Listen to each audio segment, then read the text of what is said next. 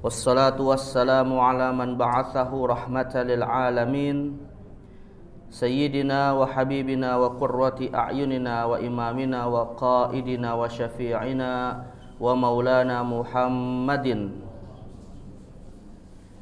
wa ala alihi wa sahabatihi wa man sara ala nahjih wastanna bi sunnatihi ila yaumiddin, amma ba'd.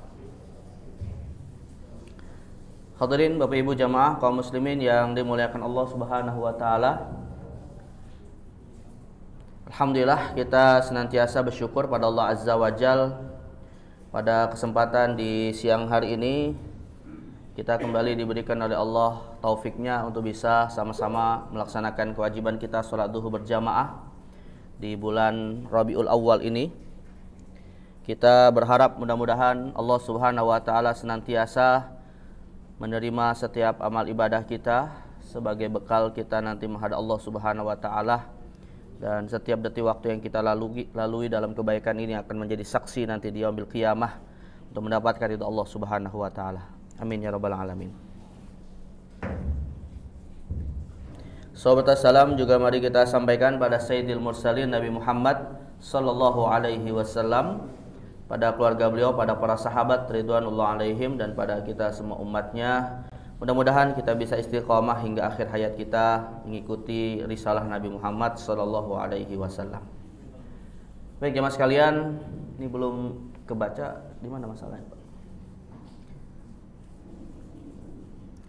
Pada kesempatan di siang hari ini kita akan kembali melanjutkan seri kajian seputar fikih keluarga, yang hari ini kita masuki sesi yang ke-24 dan temanya adalah pembahasan fikih keluarga terkait dengan fikih waris ya, atau praktek pembagian harta waris yang memang di dalam hukum Islam persoalan harta waris ini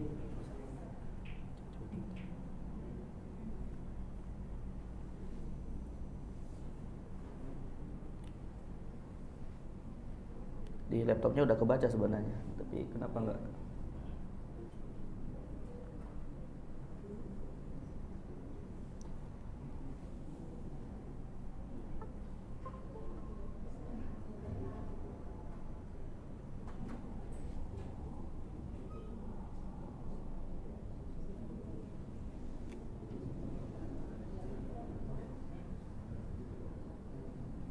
Ini di laptopnya udah kebaca sebenarnya, Pak. Belum panas.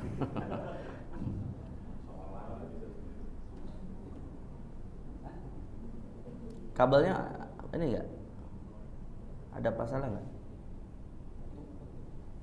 Terminalnya kayaknya macet ini, kayak di Bogor kemarin.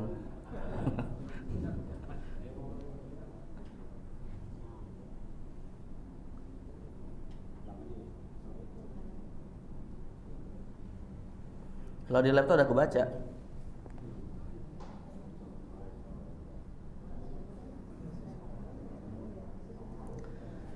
Baik, sambil kita menunggu alat bantunya aktif kembali ya.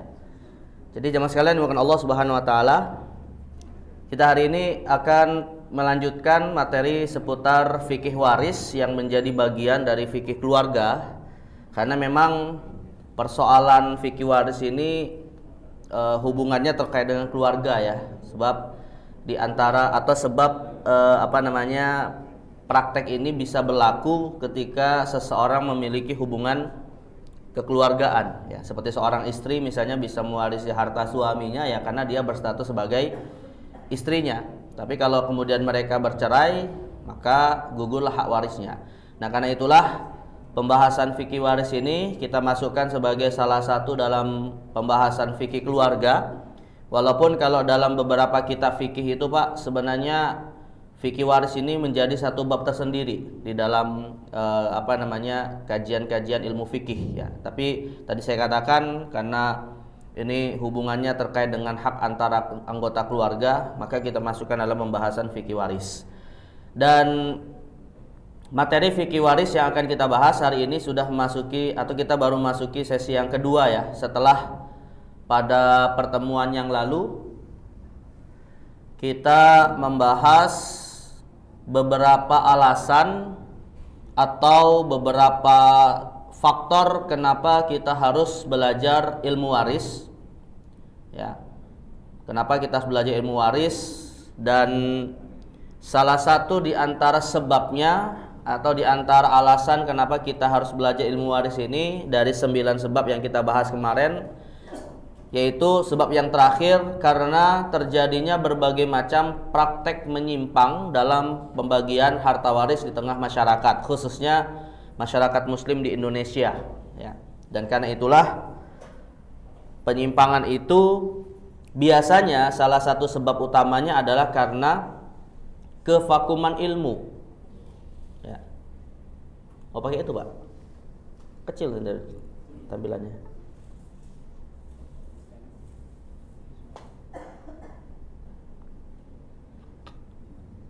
Ini proyektornya apa kabelnya apa laptopnya? Udah dipanasin dari pagi nih, Pak.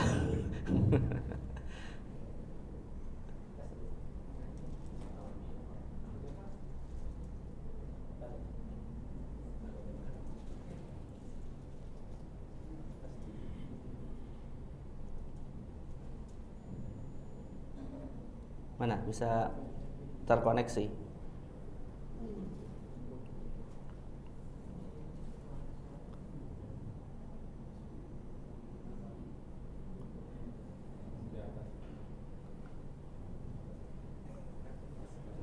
Ini kalau saya lanjut fokusnya ke situ semua.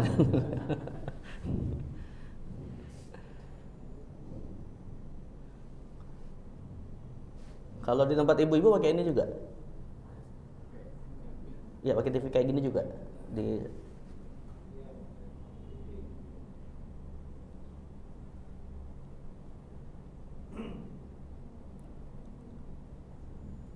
tampil.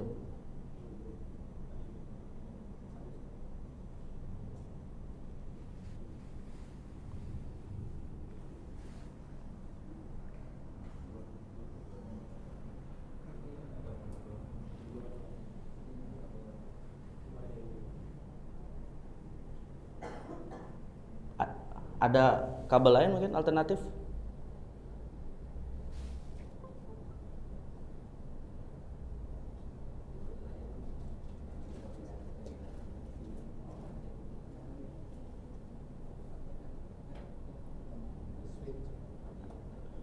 Ada kabel lain alternatif, Pak?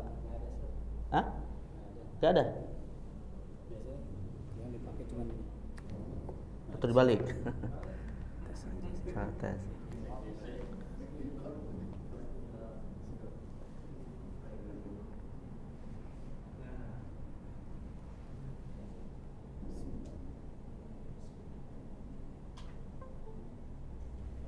Nah, itu langsung gue baca. Kenapa apa bedanya antara ini sama itu? Hah?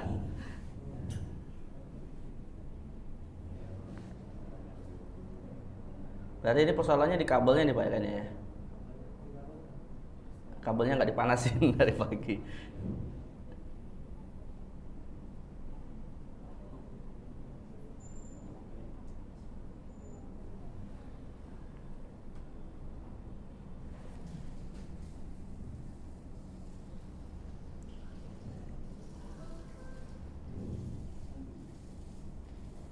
Kok gini?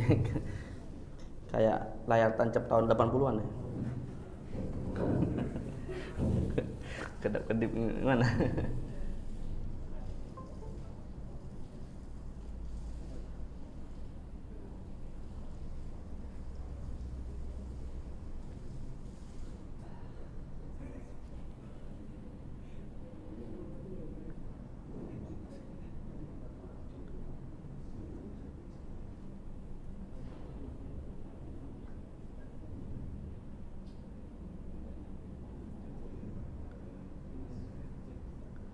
Kabelnya digerakin nggak?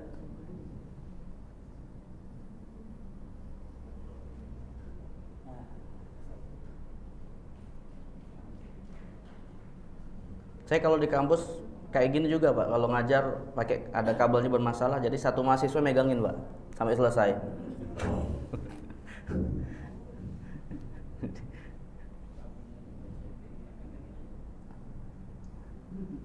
Nah, ini apanya?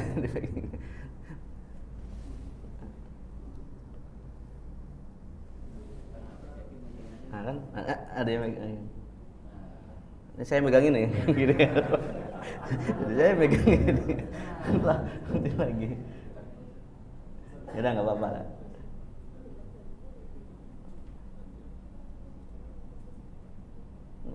Kalau ustadznya megangin nggak bisa berekspresi nih, jadi.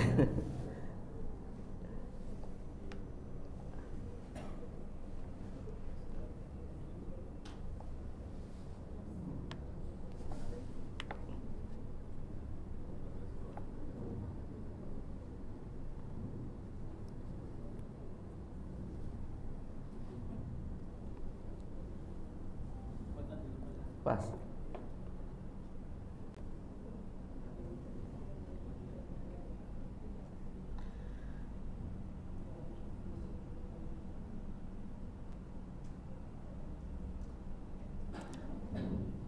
Berarti ketahuan masanya di kabel Pak ya? Masanya di kabel ini ya? Device-nya. Oke, gimana Pak? Kita lanjut aja. Ya. Baik. Ya mungkin mudah-mudahan lewat penjelasan saya dan sekali-sekali melihat apa di slide atau nanti bisa kan udah di-share ya filenya Pak ya? Udah kan ya? Jadi bisa sambil ngikutin, mungkin nanti bisa melihat di slide-nya masing-masing. Baik, jadi jemaah sekalian, hari ini kita akan membahas tentang berbagai macam penyimpangan ya di dalam praktek pembagian waris di negeri kita khususnya, yang mana salah satu sebab utamanya adalah terkait dengan masalah ilmu ya. Tentu di samping ada sebab di samping ada sebab lainnya ya, seperti masalah kepercayaan terhadap hukum waris Islam, ataupun mungkin ada sisi-sisi kemanusiaan yang negatif seperti ketamakan dan seterusnya yang menyebabkan penyimpangan itu terjadi.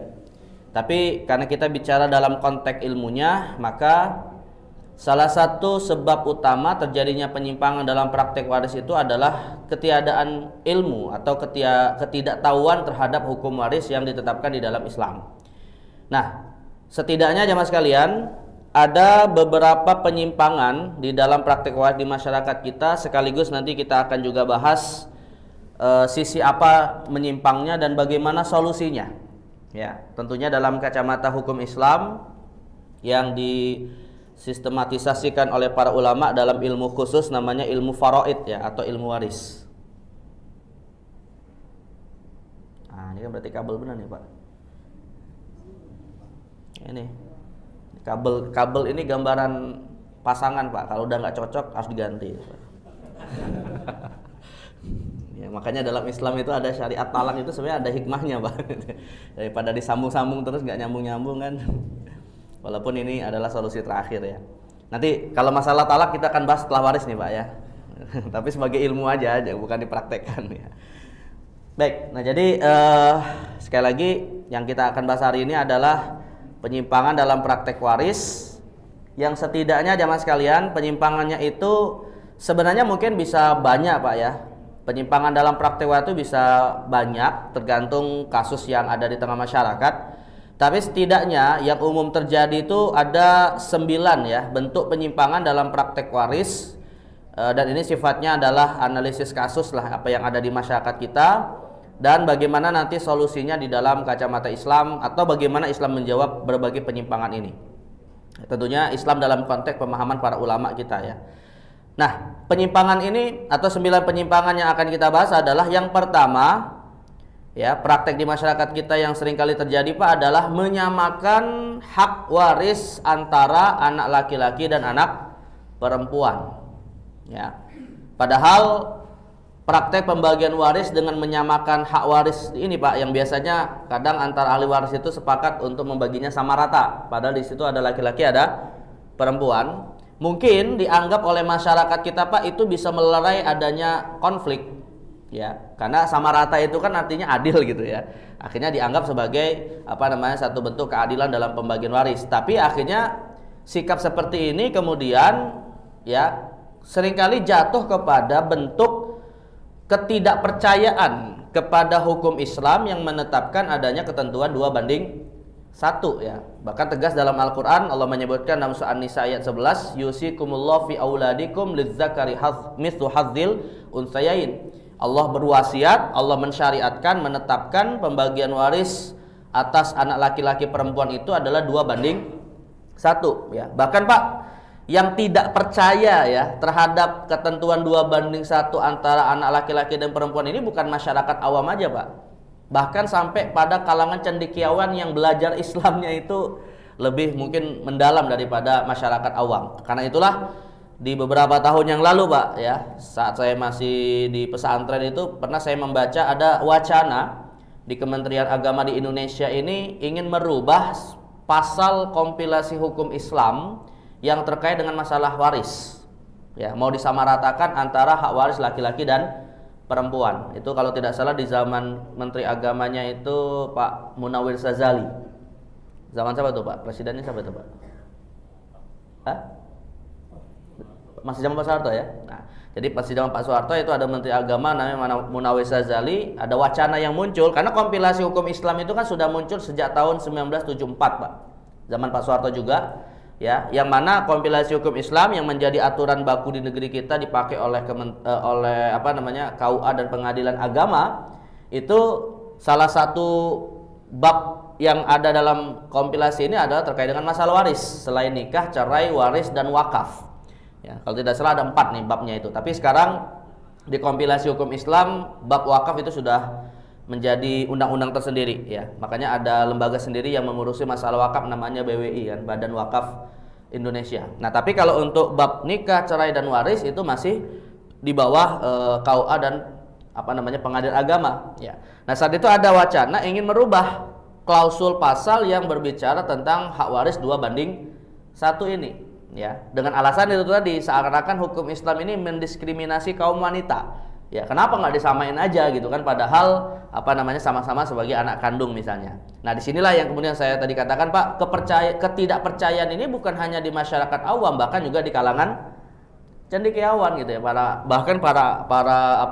agamawan yang belajar ilmu-ilmu Islam. Nah, lantas sebenarnya bagaimana sih problem pembagian hak waris 2:1 tentang anak laki-laki perempuan ini ya? Dan kenapa Islam menetapkan seperti itu? Pertama jemaah sekalian kita harus pahami dulu ya, dalam sejarah di masa jahiliyah, perempuan dan anak laki-laki itu Pak, di dalam sejarah Islam itu nggak sama sekali menerima hak waris. Alasannya kata orang-orang Arab jahiliyah ya, karena mereka tidak bisa punya kontribusi dalam peperangan gitu. Untuk apa kita kasih warisan kepada mereka? Toh mereka nggak bisa bermanfaat bagi masyarakat bagi kaumnya, karena ketika itu kehidupan bangsa Arab itu kan salah satunya adalah suka berperang ya. Wanita dan anak kecil yang laki-laki Pak nggak bisa berperang, maka tidak berhak untuk mendapatkan warisan. Nah, maka ketika Islam turun memberikan hak waris kepada anak perempuan termasuk anak laki-laki Pak yang walaupun belum bisa berperang, bahkan ada sebagian sahabat Nabi Pak saat itu ya merasa berat menerapkan hukum ini, bahkan kemudian punya keinginan mudah-mudahan hukum waris ini nanti dicabut lagi oleh Allah Subhanahu wa taala, kembali kepada tradisi jahiliyah ya. Nah, akhirnya kita bisa katakan bahwa Islamlah yang menetapkan adanya kemuliaan bagi perempuan dalam konteks waris kalau kita melihat dari sisi sejarah ya. Sama seperti yang pernah kita bahas kemarin Pak tentang masalah akikoh ya. Di masa sebelum Islam, akikoh itu hanya berlaku untuk siapa? Anak laki-laki, nggak pernah ada yang namanya akikoh untuk anak perempuan ya. Maka Islam datang memuliakan juga kaum wanita. Tapi kembali kepada masalah, lalu kalau Islam memuliakan kaum wanita dengan diberikan hak waris, kenapa nggak disamain aja gitu kan? Kenapa harus 2:1? Nah, ini setidaknya ada 3 alasan Pak. Ada 3 alasan kenapa 2:1 ini berlaku ya, untuk menjawab penyimpangan ini, yaitu menyamakan hak waris antara laki-laki dan perempuan. Yang pertama jawabannya adalah ya, kita harus pahami jemaah sekalian, 2:1 itu hanya untuk ahli waris yang hubungannya setara kepada almarhum. Jadi ketentuan seputar 2:1 itu tidak berlaku pada semua kasus waris. Ya, hanya pada ketentuan atau hanya pada hak waris yang diberikan kepada ahli waris yang mana perempuan dan laki-laki ini hubungannya kepada almarhum setara Pak. Dan bisa jadi dalam banyak kasus dalam banyak kasus dalam pembagian waris, wanita bisa jadi haknya lebih banyak daripada laki-laki. Nah, kapan jamaah sekalian seseorang meninggal ahli warisnya laki-laki perempuan hubungannya setara? Setidaknya ada 4, Pak. Jadi ketentuan 2:1 itu hanya berlaku pada 4 kasus saja. Yang pertama, seseorang meninggal, dia punya anak laki-laki, punya anak perempuan. Di situ baru berlaku 2:1. Seseorang meninggal, dia nggak punya anak, Pak. Ya, tapi orang tuanya masih hidup, bapak ibunya masih hidup. Ya, ada bapak, ada ibunya, laki-laki perempuan kan? Nah, di situ berlaku 2:1. Seseorang meninggal, orang tuanya nggak ada lagi, anaknya juga nggak ada, tapi dia punya saudara. Nah, saudaranya itu ada laki-laki, ada perempuan. Berlakulah di situ 2:1. Nah, saudaranya bisa jadi ada saudara sekandung, bisa jadi ada saudara seayah, laki-laki perempuan yang setara, maka di situ berlaku 2:1. Nah, dan yang keempat adalah ketika seorang meninggal, anaknya sudah meninggal semua, dia punya cucu, cucunya ada laki-laki, ada perempuan, berlakulah di situ 2:1. Jadi 2:1 itu di dalam hukum Islam hanya berlaku untuk ahli waris yang hubungannya kepada almarhum itu setara saja, ya. Tapi kalau misalnya Pak, pihak wanitanya lebih dekat kepada almarhum daripada pihak laki-lakinya, hak warisnya bisa lebih banyak daripada laki-laki. Nah, ini kita buat perbandingan nih Pak ya. Saya kasih kasus perbandingan di mana perempuan lebih banyak hak warisnya daripada laki-laki dan kapan berlakunya 2:1. Nah, ini jemaah sekalian, pewaris meninggalkan 3 ahli waris. Ya. Jadi sekali lagi jemaah sekalian, kita perlu ingat istilah-istilah penting dalam hukum waris. Kalau pewaris itu berarti apa, Pak? Yang meninggal, yang hartanya mau diwariskan. Nah, sedangkan yang menerima harta waris disebut dengan ahli waris. Nah, ini dua istilah ini jangan kebalik-balik nih, kayak kabel tadi yang dibalik-balik itu, Pak. Jadi pewaris yang meninggal gitu ya, meninggalkan 3 ahli waris, yaitu suami. Berarti yang meninggal statusnya sebagai istri. Ya, jadi ahli warisnya adalah suami. Dan juga dia punya, nah kalau suami laki-laki atau perempuan, Pak? Jelas laki-laki. Lalu yang kedua, saudara laki-laki. Berarti selain dia sebagai istri, dia juga berstatus sebagai seorang saudara yang punya saudara laki-laki yang meninggal ini, ya. Jadi yang meninggal ini juga punya saudara laki-laki. Dan yang ketiga, Pak, ahli waris yang ketiga anak perempuan. Ya, anak perempuan. Jadi yang meninggal ini seorang wanita, dia punya suami, punya juga saudara laki-laki, punya juga siapa?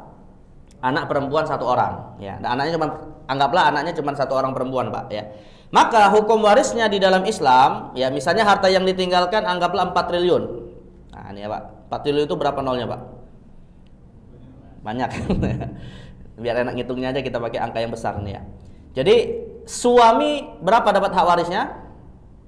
Sini 1/4. Ya, seperti disebutkan dalam surah An-Nisa bahwa kalau almarhumah istrinya itu meninggal punya anak, maka suaminya dapat 1/4 ya. Nanti kita akan ada pembahasan sendiri Pak, kenapa 1/4 dan seterusnya ya. Kalau almarhumah tidak punya anak, suaminya dapat 1/2.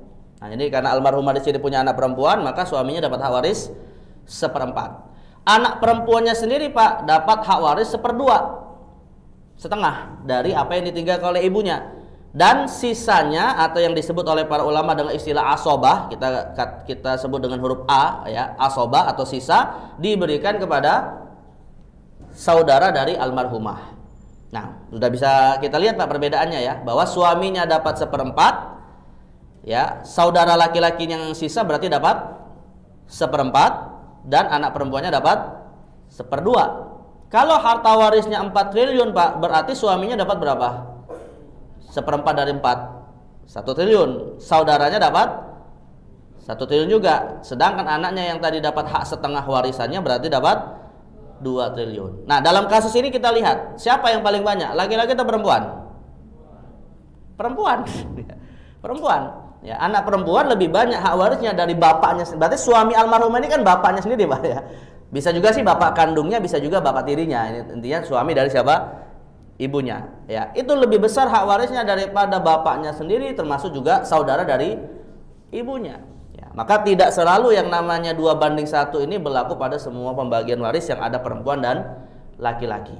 Nah, maka dalam kasus inilah si perempuan lebih banyak hak warisnya daripada laki-laki.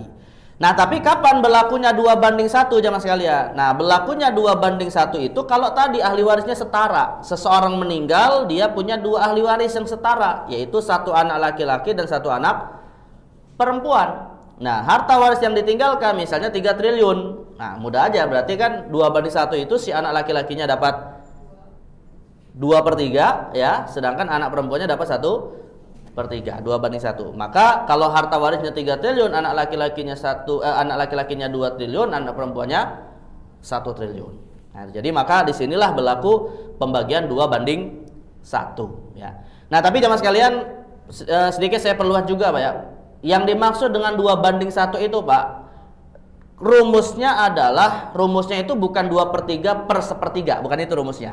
Tapi rumusnya itu adalah laki-laki, jumlah laki-laki dikali 2, jumlah perempuan dikali 1 ya. Jadi kalau misalnya anak laki-lakinya 5, anak perempuannya 5, berarti 5 anak laki-laki dikali 2 10, anak perempuan 5 dikali 1 5. Berarti harta warisnya dibagi berapa?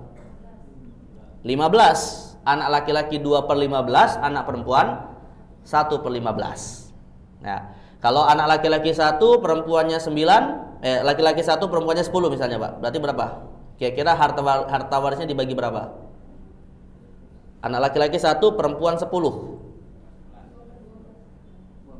12 ya. Laki-laki 1 dikali 2 2, sisanya 10 dikali 1 10, berarti 12. Satu anak laki-laki 2/12, masing-masing anak perempuan 1/12. Kalau kita balik Pak, laki-lakinya 10, perempuannya 1. 21 ya, 21. 1 perempuan dikali 1 1, 10 laki-laki dikali 2 20. Berarti si anak laki-laki masing-masing dapat 2/21, anak perempuan dapat 1/21. Saya Pak rumusnya Pak ya. Jadi bukan jumlah anak laki-laki perempuan itu, yang penting laki-laki dapat 2/3 bagi sama rata, perempuan 1/3 bagi sama rata, enggak kayak gitu rumusnya. Ya, rumusnya laki-laki dikali 2, perempuan dikali 1. Nah, ini berlaku ketentuan 2:1 kalau ahli warisnya setara. Nah, tapi di sisi yang lain jemaah sekalian, pertanyaan berikutnya adalah kenapa kok 2:1 berlaku ketika ahli warisnya setara? Nah, maka jawabannya adalah di antara hikmah di dalam Islam, karena pihak laki-laki itu punya kewajiban ya yang lebih daripada yang dibebankan kepada pihak perempuan. Kalau dibagi dengan ketentuan sama rata jamaah sekalian, malah mendolimi pihak laki-laki.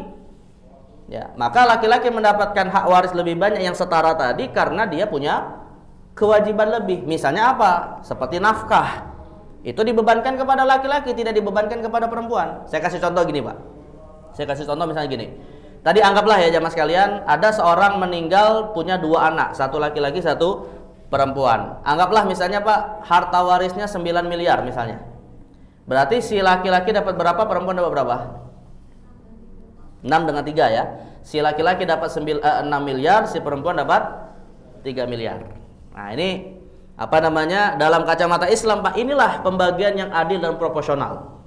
Ya, adil dan proporsional. Proporsional itu artinya sesuai dengan tanggung jawabnya masing-masing.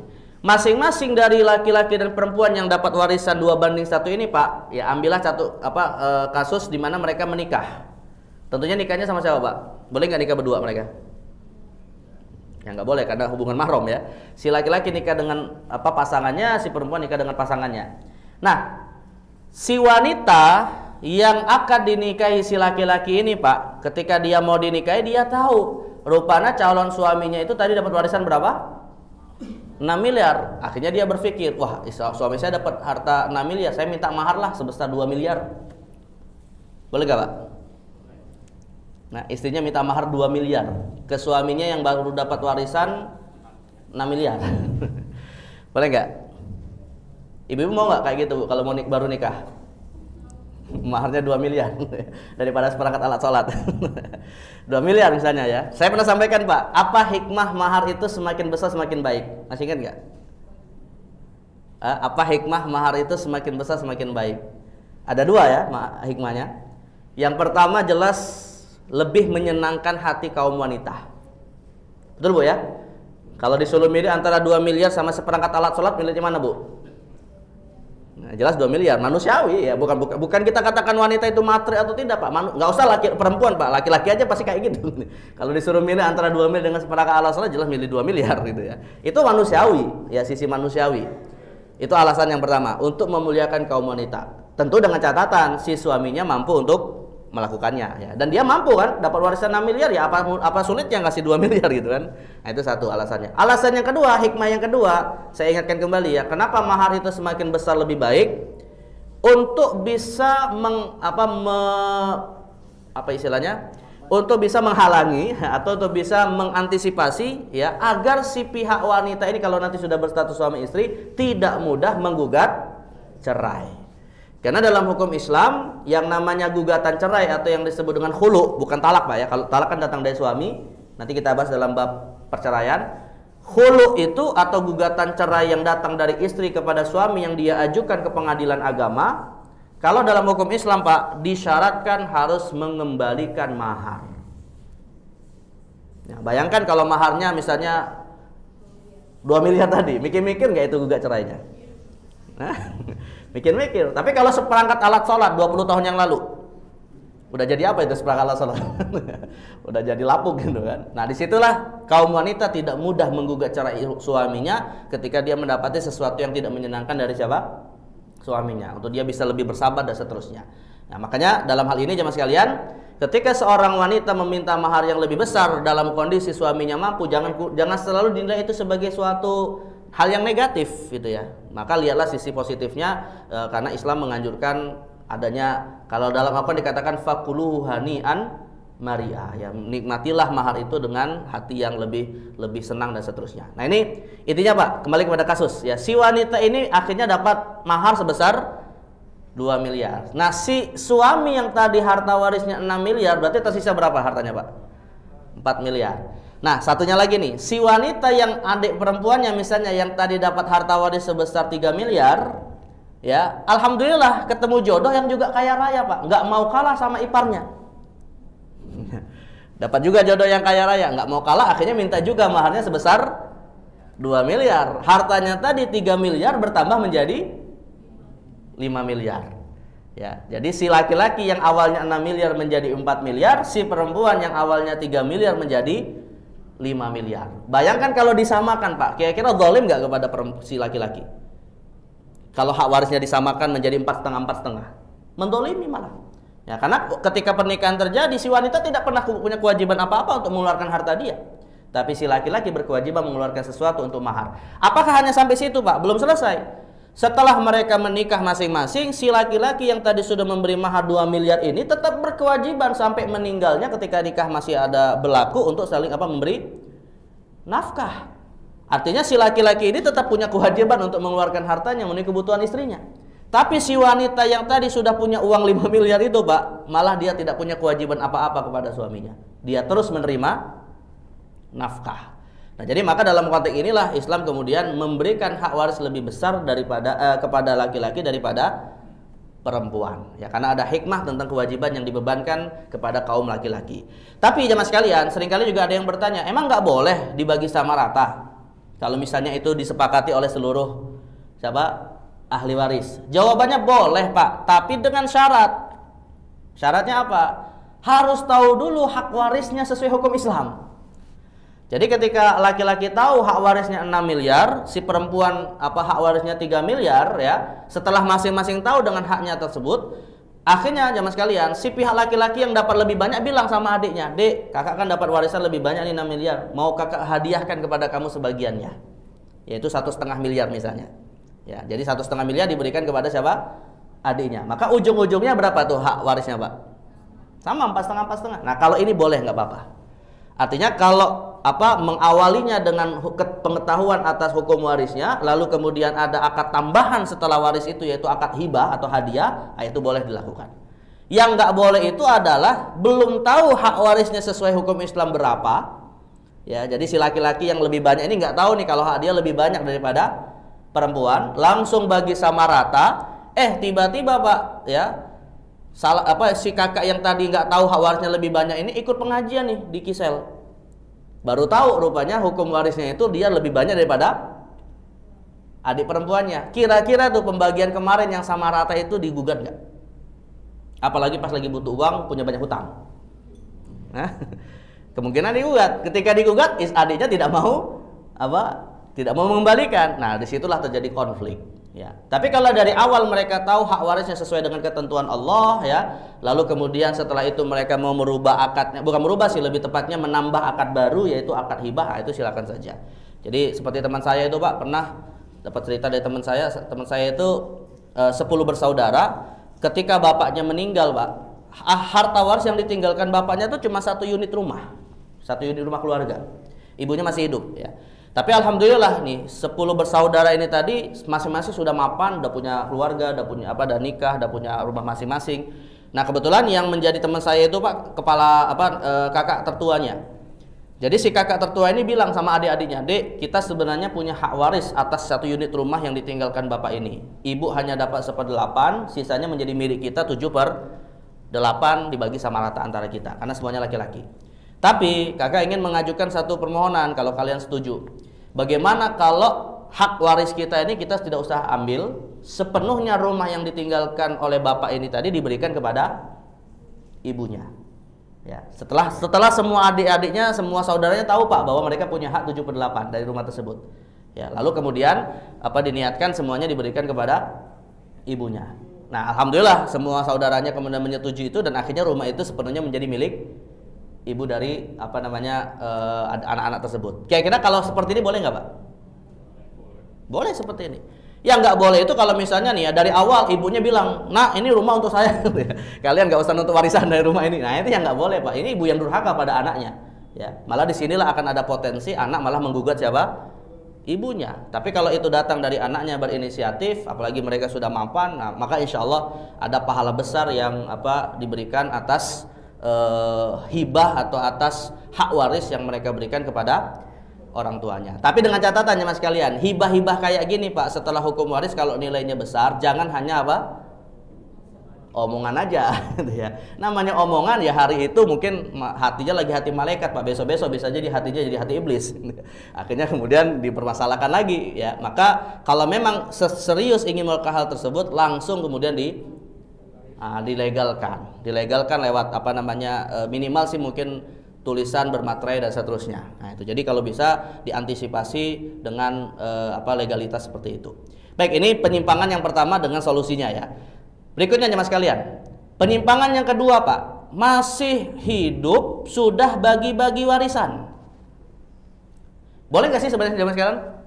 Apakah ini termasuk penyimpangan ketika seseorang masih hidup dia sudah bagi-bagi warisan kepada ahli warisnya? Penyimpangannya dari sisi apa Pak? Kira-kira banyak nggak di masyarakat kita seperti itu jemaah sekalian? Ada seorang ayah gitu kan, dia bagi-bagi rumah, tanah ke anak-anaknya itu. Kira-kira banyak nggak praktek seperti ini Pak? Nah, penyimpangannya dari sisi apa?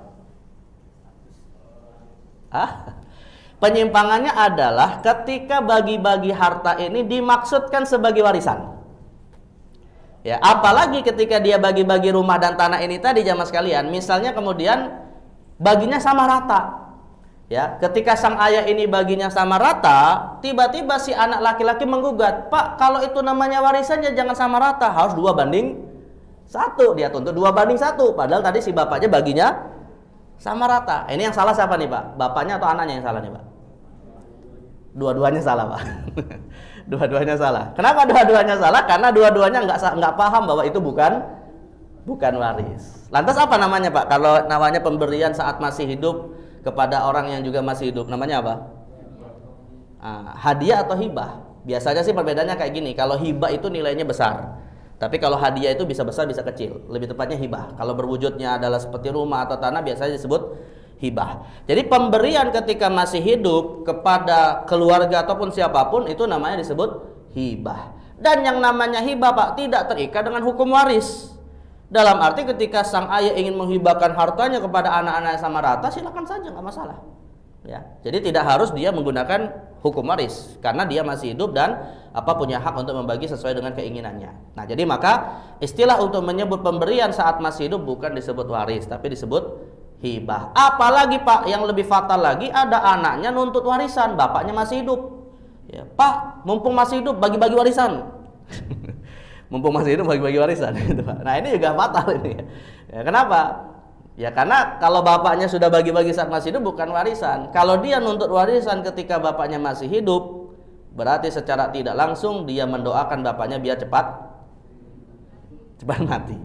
Dan juga Pak, banyak masyarakat kita, khususnya orang tua itu ya, selalu memahami kayak gini Pak. Ya, konotasinya di kepalanya itu selalu memahami kayak gini. Kalau saya, ya, biasanya alasan orang tua Pak, yang menghibahkan hartanya itu ketika masih hidup itu kan ada kekhawatiran.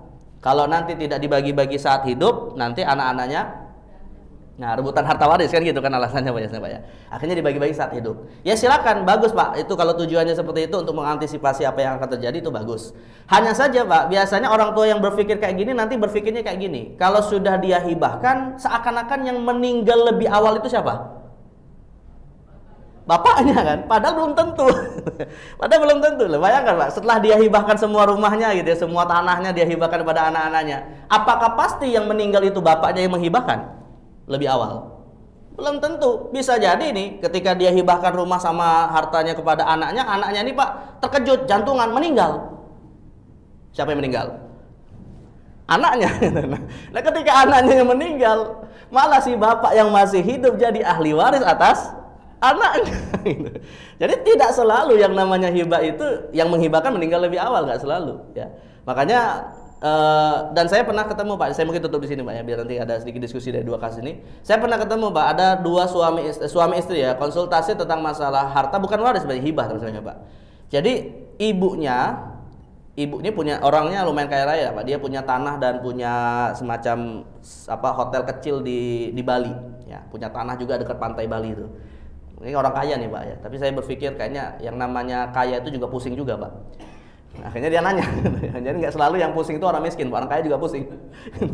Jadi dia nanya kayak gini, ini saya khawatir nih anak saya nanti kalau saya meninggal itu tidak tercukupi kebutuhannya, karena style hidupnya ya namanya orang kaya kadang lebih daripada umumnya orang-orang kan.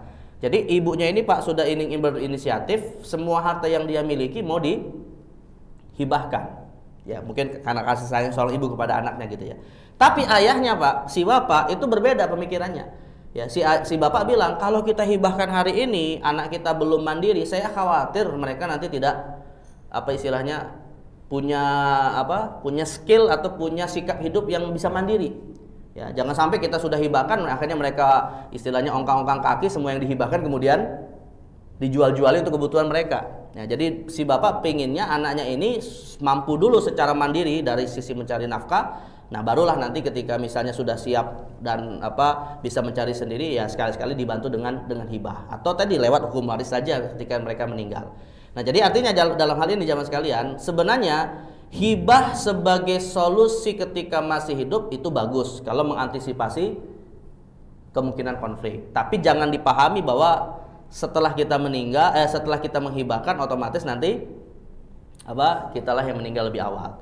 Apalagi Pak, yang lebih parah lagi nih, ketika orang tua kemudian menghibahkan hartanya sampai habis, anaknya durhaka Pak.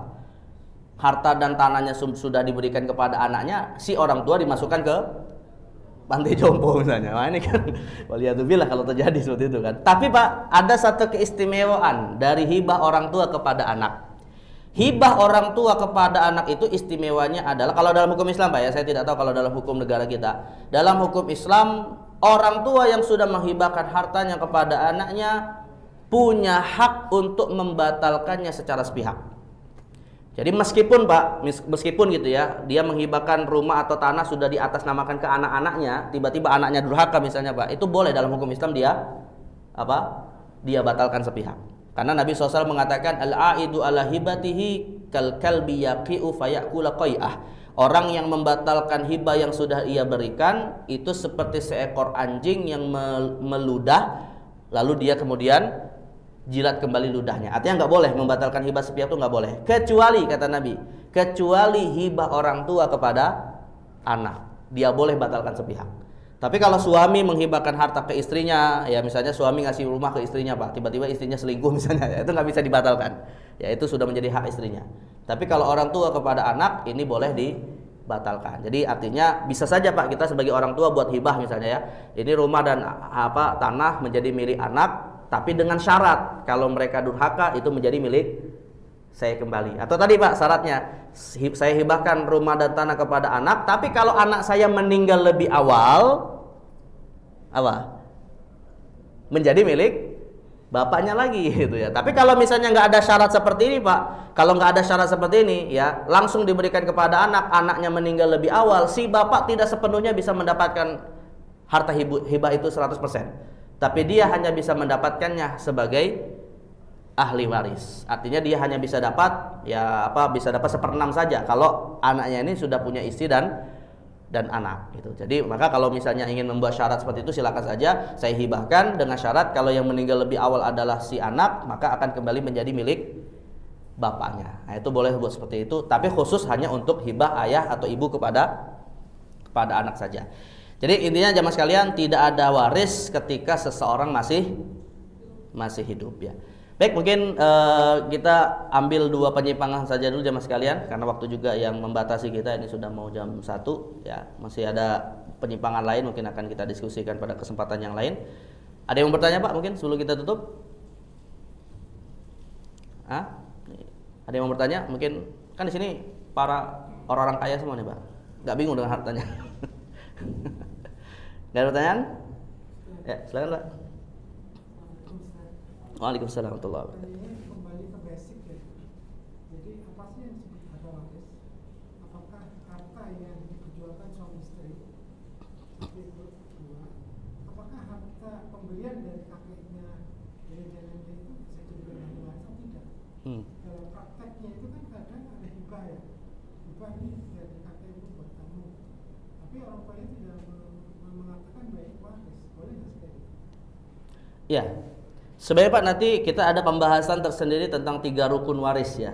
Tentang pewaris, tentang harta waris, tentang ahli waris. Jadi rukun waris itu ada 3 nih Pak, pewaris, harta waris, dan ahli waris. Apa sih yang dimaksud dengan harta waris? Itu ada 4 syarat suatu harta disebut harta waris. Tapi syarat yang paling utama Pak, syarat yang paling utama itu adalah harta waris itu adalah harta yang dimiliki seseorang ketika dia masih hidup. Apakah hasil usaha pribadinya, misalnya dia bekerja dapat harta gitu ya, atau lewat pemberian-pemberian dan akad-akad dengan pihak lain. Apakah pemberian dan akad itu tadi Pak lewat akad yang memang ada akad yang ada pertukaran barangnya seperti jual beli, atau akad-akad yang sifatnya tidak ada pertukaran seperti hadiah, hibah, warisan orang tua sebelumnya dan seterusnya.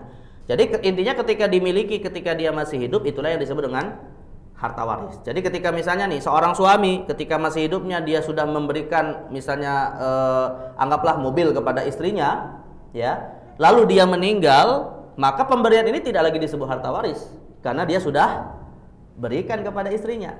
Walaupun Pak bisa jadi tuh surat-suratnya masih atas nama suaminya, walaupun nanti akan berpotensi jadi konflik juga Pak kalau masih atas nama suaminya.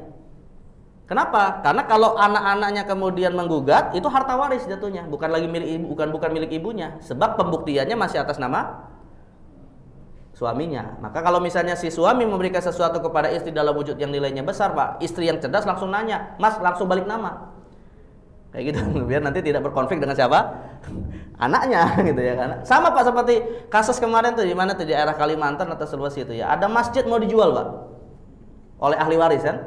Padahal bapaknya saat masih hidup Pak sudah mengikrarkan dengan lisan bahwa masjid itu wakaf. Tapi surat-suratnya masih atas nama siapa? Masih nama almarhum ketika masih hidup gitu kan. Belum dirubah menjadi surat wakaf.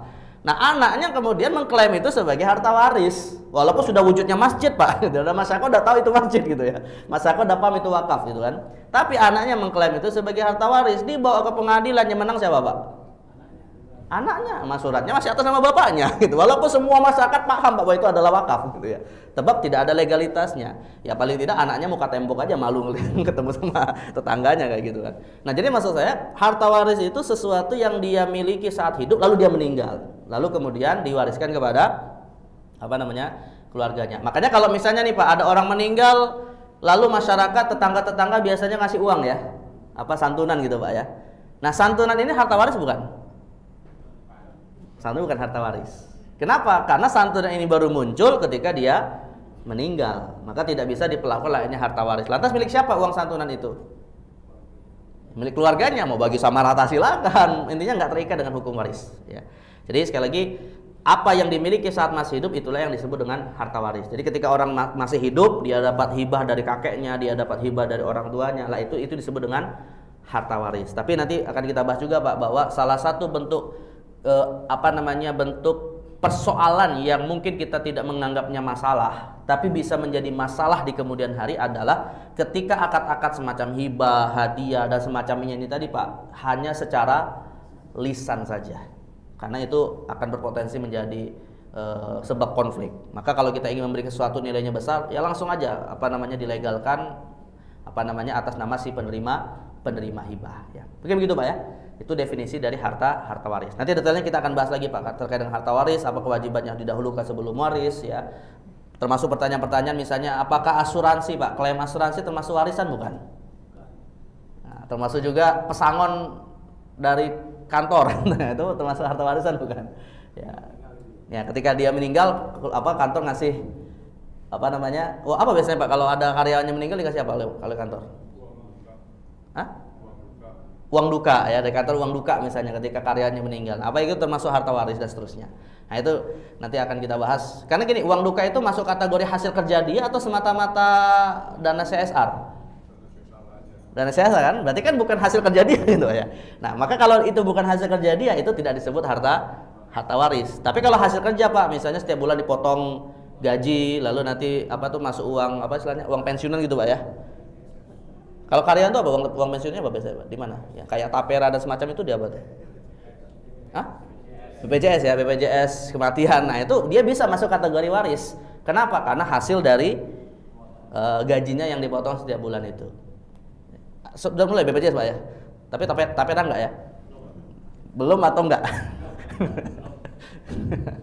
Nah, itu nanti kita lihat nanti bagaimana kebijakan pemerintah berikutnya. Baik, mungkin seperti itu Pak. Wallahu a'lam ya. Nanti kita akan bahas lebih detail. Ya. Ini perihal tadi wakaf saja. Kalau misalkan saya punya tanah 1000 meter nih. Di 200-nya itu mau diwakafkan buat misalkan bangunan lah untuk anak yatim. Itu gimana caranya? Pertama gini Pak, kita perlu tegaskan dulu ini wakafnya ini mau bentuknya apa dulu nih. Nanti baru kita bicara teknis. Karena gini Pak, wakaf itu ada dua. Ada wakaf umum, ada wakaf khusus. Maksudnya gini, ada keluarga misalnya Pak dapat warisan dalam bentuk rumah. Satu keluarga nih ya, warisannya 1 unit rumah. Mereka katakan ini kita wakafkan rumah ini. Tapi khusus kemanfaatannya hanya untuk keluarga saja. Ini kan berarti wakaf terbatas. Nah, jadi ketika kita bangun rumah misalnya untuk anak yatim, itu konteksnya wakaf apa nih? Kalau masjid misalnya wakaf apa Pak? Kalau masjid? Wakaf umum kan, siapapun boleh memanfaatkan. Tapi kalau misalnya kayak rumah yatim atau misal rumah tahfidz yang dikelola keluarga sendiri, itu namanya wakaf terbatas. Nah, itu dulu ditentukan ini disepakati antara si pewakaf ini mau ngapain. Dan yang kedua Pak, secara teknis datangnya ke lembaga resmi di negara kita sudah ada, yaitu BWI, Badan Wakaf Indonesia. Nah, di situ ya tinggal ditanya saja bagaimana syarat-syarat dokumen yang perlu disiapkan ya, dan termasuk yang paling penting itu adalah mengeluarkan akte wakaf ya, yang diikrarkan secara lisan tapi juga dilegalkan dalam bentuk tulisan. Nah, itu jadi intinya kayak gitu aja teknisnya Pak. Pertama tentukan wakafnya mau wakaf terbatas atau wakaf umum, dan yang kedua maka prosedurnya datangi lembaga namanya BWI, Badan Wakaf Indonesia. Bukan lagi ke KUA Pak ya. Kalau KUA cukup nikah cerai waris saja Pak. Kalau mau nikah lagi atau mau cerai, nah itu ke KUA. Tapi kalau wakaf itu lembaganya sendiri. Nah, saya nggak tahu Pak, apakah BWI ini sentral di Jakarta saja atau setiap daerah ada? Harusnya ada setiap daerah. Karena kalau masalah kan di kampung belum ada. Oh, KUA. Atau bisa jadi Pak, kalau ini masih transisi bisa jadi. Artinya dulunya sebelum BWI ada itu ditangani oleh KUA gitu ya. Mungkin di beberapa daerah yang BWI-nya belum ada bisa lewat KUA gitu. Nah, jadi tinggal lihat saja lembaga resminya seperti apa yang berlaku di tempat masing-masing. Ya kayak gitu Pak. Ya. Baik, cukup jam 9? Ya. Baik, mudah-mudahan apa yang kita bahas ini manfaat, dan mari kita tutup dengan doa kafaratul majlis. Subhanakallahumma bihamdika asyhadu an la ilaha illa anta astaghfiruka wa atubu ilaik. Wa sallallahu ala sayyidina Muhammadin nabil ummi wa ala alihi washabihi wa baraka wa sallam. Wassalamualaikum warahmatullahi